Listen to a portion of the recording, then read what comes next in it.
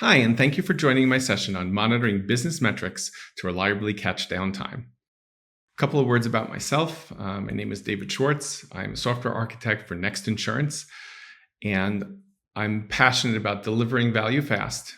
As Uncle Bob has said, the only way to go fast is to go well. So that sends me with a tremendous focus on clean code, maintainable code, scalable and resilient systems, and my latest passion, information security, and making sure that the code you put out there actually holds up under today's challenges. Next Insurance is a technology company. First and foremost, a technology company, but we're also an insurance company for small business. Our goal is to disrupt the small business market by automating the process and making it easier for our customers, easier for the small businesses to do what they want to do and spend less time figuring out and ordering small business insurance. A lot of AI, a lot of automation, and very customized policies. We offer general liability, workers' comp, and more, and we deliver that for 1,300 different kinds of business, with each one getting its own customized coverage and policies and pricing. And to do that, we built a lot of technology behind it so that you can order an insurance policy and cover your business from your phone, from your computer in 5-10 minutes. And then you can go back to doing what you do best as a small business. To provide that level of phenomenal service to our customers, we need an environment that is always up and that's always changing, that's always flexible. To that end, we have a CI/CD with full component and integrated in testing, runs many times a day. We have an average of 70 deploys per day. Once the system is up, we need it to be resilient. Our workloads are not stable. During different parts of the day, we can have higher or lower load, and we want to make sure that we're always delivering excellent service to our customers. So we use Kubernetes, AWS, automated scaling, and all kinds of recovery mechanisms to make sure that whenever a small business needs an insurance policy or needs to make a claim, we're there for them. In the effort to really be up all the time and deliver phenomenal service, we have a tremendous focus on visibility, comprehensive monitoring. We have logs, we have metrics, we have traces, and we've all kinds of alerting around that to make sure that we know what's going on at all times on our system, and that when a customer gets there, they're getting the best experience, because if there's an issue, we know about it and we resolve it rapidly. And to that end also, we have response. Developers are on call 24/7, not all of us all the time, but we take shifts, and people are there to rapidly resolve the issues that come up. And also importantly, decide which ones are significant and which one are not. And when there is a significant issue, then it's all hands on deck to fix it, because the customer's needs always come first, and we need to be ready and available for them all of the time. Which is why it was a big surprise when at 10:30 in the morning on a business day, when the system should have been humming, we suddenly had someone ask the question of, production has been down for how long? And that's unexpected in our system. Again, we have the monitoring, we have the alerts, we have logs, and we have people watching it. So how are we down for hours? Let's take a look at this outage.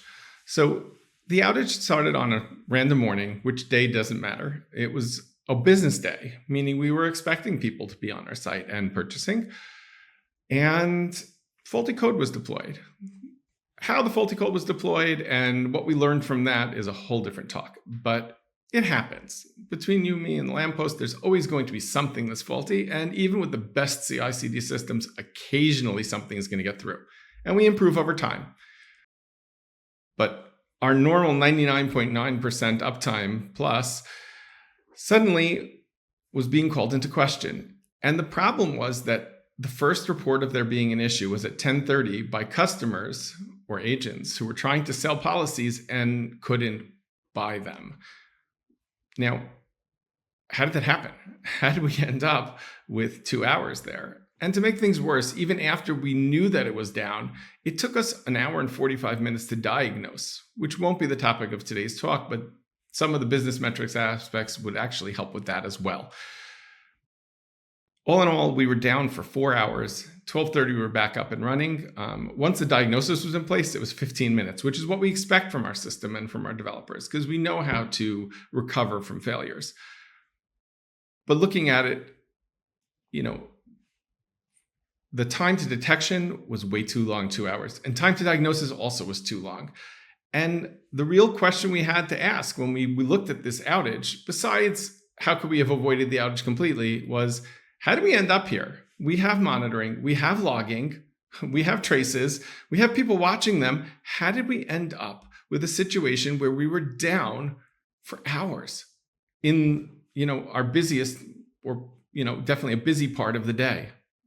So let's take a step back, and let's talk about what, didn't work. So the basic way that most people monitor is using technical metrics, CPU, exceptions, how many times, a web call was done, things that you can measure very easily in numbers about problems, how often problems happen or what's going on. If the memory spikes, we need to respond. If the CPU spikes, we need to do something. If a pod explodes and needs to get relaunched, we need to know about that. And if it happens a lot, then it indicates something. Are we getting 500s back from some of our services? Those kinds of things. So technical metrics excel in, a few cases. The first one is code exceptions. I wrote a bad piece of code. I pushed it to production. I expect that the technical metrics will pick that up. The test should have picked it up anyway, but if it somehow made it through the CI/CD, it was an edge case. It was something that isn't exactly measured by one of our many, many tests. The exception should be able to be detected immediately. Seeing an exception is never a good thing. An uncovered exception, something that we didn't handle, something that says your system went down, that's something we need to handle. Infrastructure failures, if our Kubernetes cluster is misbehaving, or if one of the pods is not configured correctly, or I don't know what, any other infrastructure failure, that's also something where a technical metric will tell you you've got in 12 pods crashing in the past 20 minutes, or your CPU has been flying up, or you're not able to launch any pods right now, or any other type of bottleneck like that.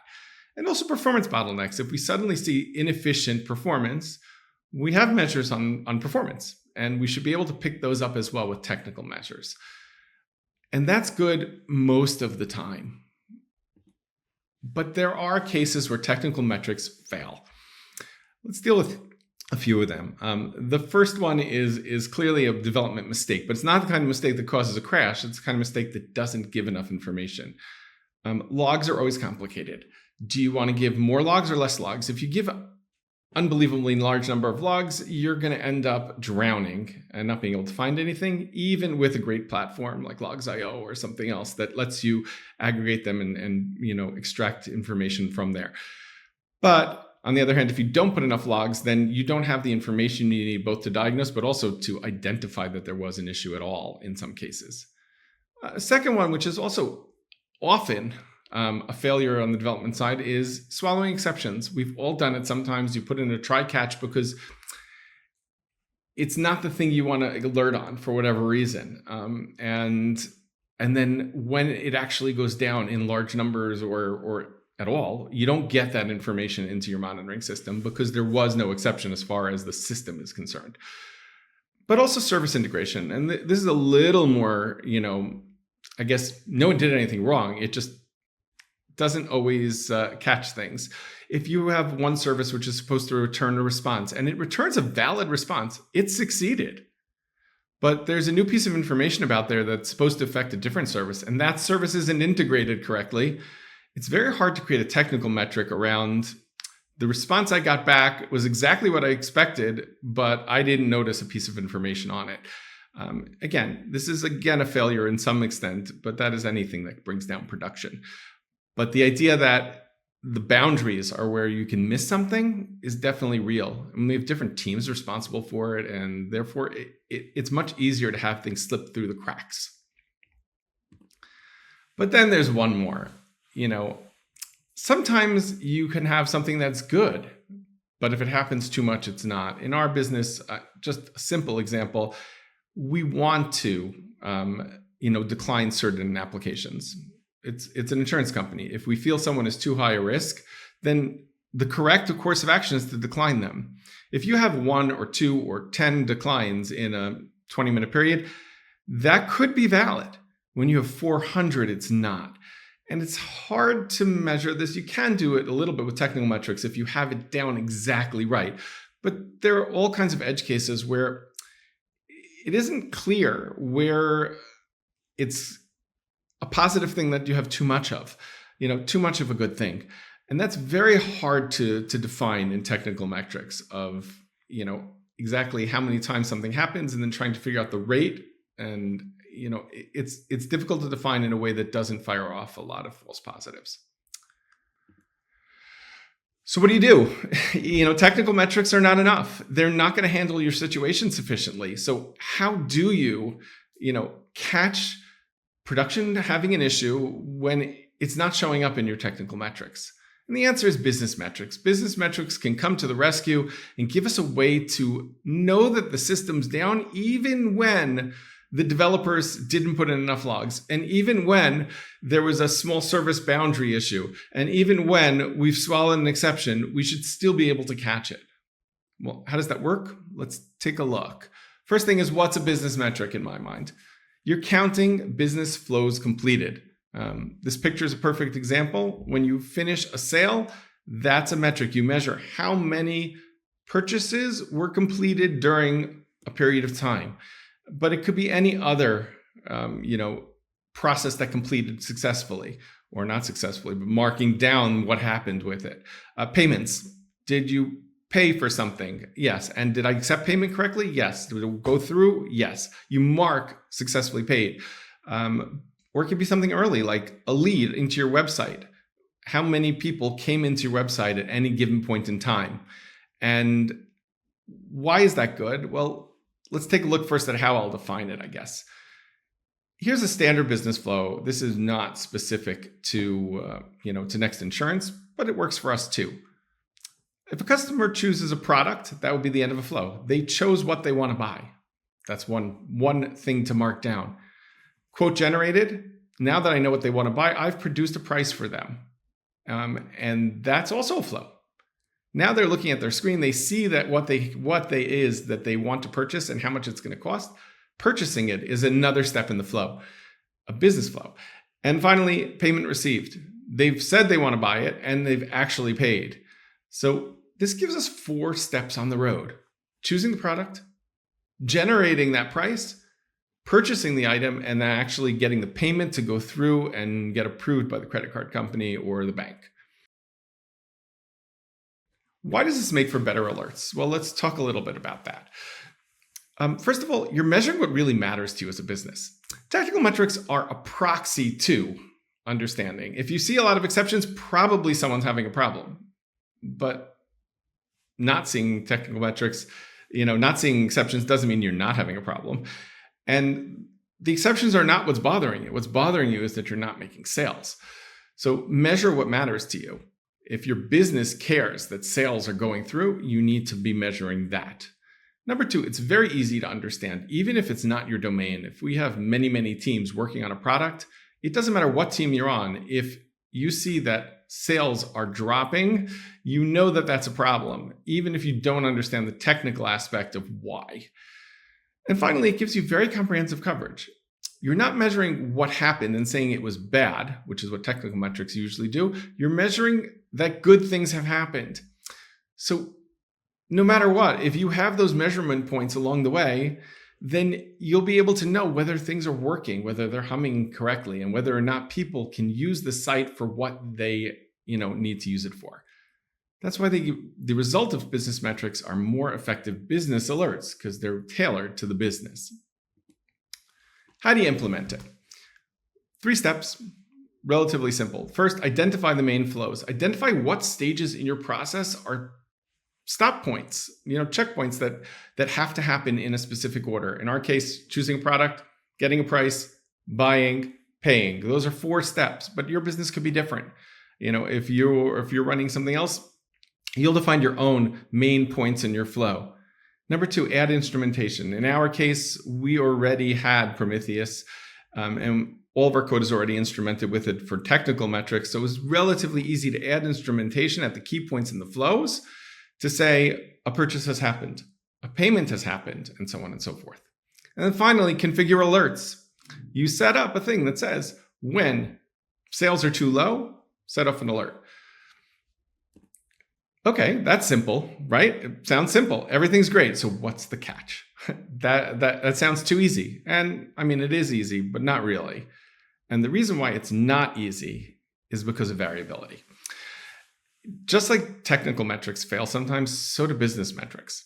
How do I figure out where to set the value for sales when on a Sunday morning at 6 a.m., I'm expecting 0 sales, but maybe 5 or whatever the number is, or 4,000, whatever the number is, it's still much lower than the height middle of the day on a Monday, Tuesday, Wednesday, or Thursday. So how do you handle variability? How do you deal with the fact that the numbers are not always the same? And how do you set the thresholds if all you have is what looks like relatively random, values throughout the week? And to explain this even a bit more, you end up, because of the variability, with 3 things fighting for your attention. First of all, you want to be on 24/7, because a failure on a Saturday morning at 5 in the morning is still a failure. And you don't want to miss that customer who wants to purchase the policy then because they're sitting on their couch with their phone and they have time off from their day job and now they're putting together their small business. Number 2, fast alerts. You want things to, tell you quickly. The longer your production is down, the worse it is. So you want to have that speed. And speed is very good if you have an exact measure. But if you don't, how do you know exactly how to alert quickly?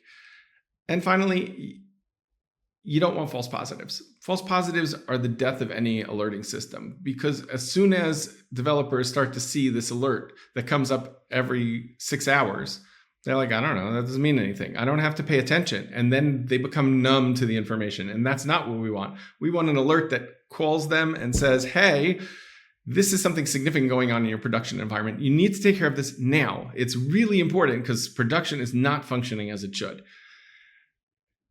You can easily design a system that is on 24/7 with low false positives, but you're going to not be so fast. And fast and low false positive might also be possible, but then you might have to not always be on.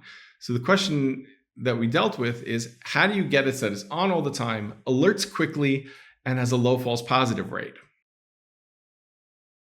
So let's talk about what didn't work first. We tried a whole bunch of ideas and we played around with it. We built the business metrics, and then we're trying to okay, now what? And we knew how many sales there were and how many prices there were and but how do you do it? So the first thing we tried was extended evaluation time. Give it, 2 hours. If nothing happens in 2 hours, it doesn't matter what time of day or night it is, that shows a problem. The thresholds could be, much more easily defined if you have more time to catch variability. Or that didn't work so well, because then we don't know the production is down for too long. We want to know quickly. We don't want to know 2 hours later. Next, we tried fluctuating thresholds by time and date. Okay, Sunday mornings, the threshold is 5. And Monday afternoon, the threshold is 4,000. And I don't know, I made up numbers, but it doesn't matter. You can understand the idea. You're going to try to catch the variability by letting the threshold change over time. The problem with that is that it's next to impossible to set those thresholds correctly.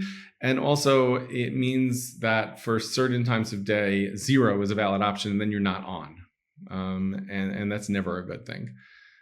Also similar to that is super low expected values. Okay, we just want to make sure there's 1 sale every 20 minutes. That's very nice, but you're not going to catch cases where part of the business is down and it's causing a fall off. And any human who looked at the charts would be able to see that something was going on, but the metrics don't, because the thresholds are too low. And the other option, similar to fluctuating and super low, is, okay, we're going to have good, solid, thresholds for most of the time, but nights and weekends and holidays, we're going to exclude all of those. And that's a problem, because then on the weekends, the system can go down and we have less people looking at it then, even though we have people on call. But you definitely don't want to miss the entire event when something goes wrong. So what did we do? Well, we came up with a different solution. we decided that the way to measure business metrics most effectively was on a relative value. So let's take two examples here. These are not real charts. I made them up, but they could be. One compares the sales from this week to last week at the same time of day, at the same day of the week. So if it's a Sunday morning at 5 a.m., I'm looking to see whether this week is tremendously different than last week. Finding a threshold between last week and this week is much easier because the same time of day, the same time of week, day of week is approximately the same most of the time. So you have a lot more capability of doing that. That's one comparison. The other comparison, which you can do, is between steps in the process. Let's say we produced a price for someone or a quote. How many of those converted into sales? Now, it's not going to be 100%. We don't expect it to be. It's never 100%, but there is a range, and using historical information, we could find the range for what that drop-off should be at the lowest and at the highest. And then we can say, are you in that range? Is it reasonable what's going on? Or do we feel that there's a tremendous fall off and there's probably a bug in between those steps in the flow? So again, relative values give us the ability to be more exact. I can compare this week to last week, or I can compare each step in the flow and see what the fall offs are. And they'll be accurate 24/7. You'll get responses more quickly because you'll know that even a short period of time, you can spot trends in these things. And that is what we ended up implementing in terms of making that work. Now, was it great straight out of the box? No. The first time, the chart on the left is an actual chart for purchases lower than last week. It's a relative value, so it doesn't mean too much, but you can see we have dots all over the place. What I did was set up a dashboard that showed when the alert would go off. And then I tuned the thresholds. How long am I waiting? What's the threshold value? And things like along those lines. When you're done, the chart on the right shows that we have it down to a couple blips here or there that we then can shut down by requiring slightly longer periods of time to be true. But that process was a process of looking at historical data, looking at current data, watching how things developed, and figuring out what thresholds needed to be assigned in order to make it work. So definitely a process of tuning, which you need to do if you want to get reliable, fast, and effective alerts. If you have any questions about the process or want to provide feedback on this talk, you can be in touch with me. My LinkedIn and my Sessionize accounts are there on the screen. And I would love to be in touch and to hear from you over the course of time. So feel free to ask any questions. And if you are starting a project and you want help designing your business level metrics and figuring out how to make them relative to each other, then I'd be happy to help. So, feel free to reach out, and thank you for joining my talk.